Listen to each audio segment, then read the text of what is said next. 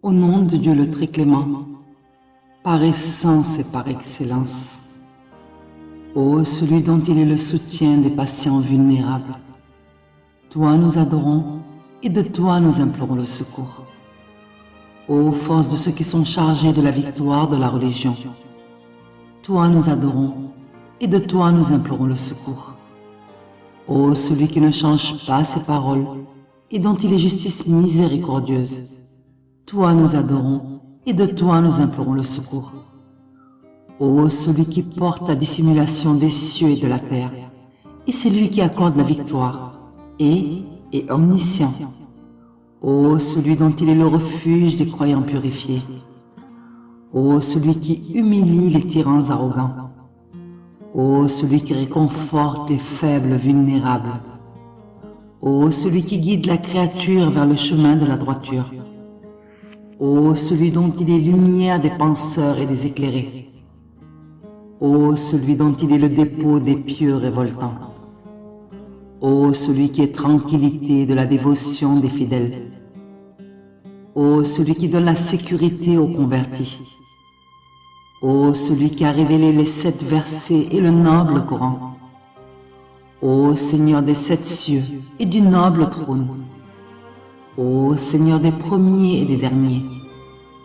Ô Créateur de tous les couples ensemble. Ô lumière des cieux et des terres. Ô celui qui a noté les actions des consciencieux. Ô bienfaiteur des victorieux loyaux. Ô celui qui a créé les ténèbres et la lumière manifeste. Ô celui qui a envoyé les prophètes et les messagers. Ô maître du pouvoir vaste, omniscient.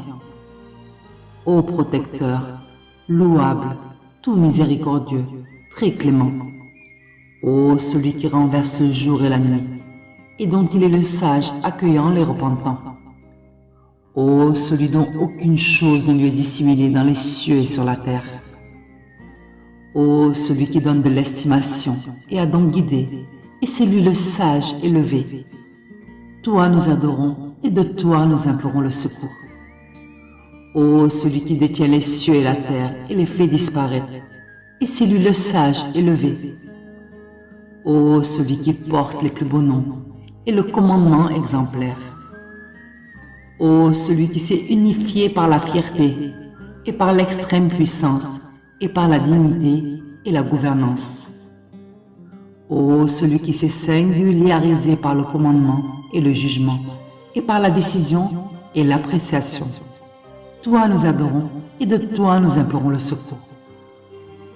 Ô celui qui porte le pouvoir et omnipotent. Ô celui qui dans son agencement n'implique ni conseiller ni ministre.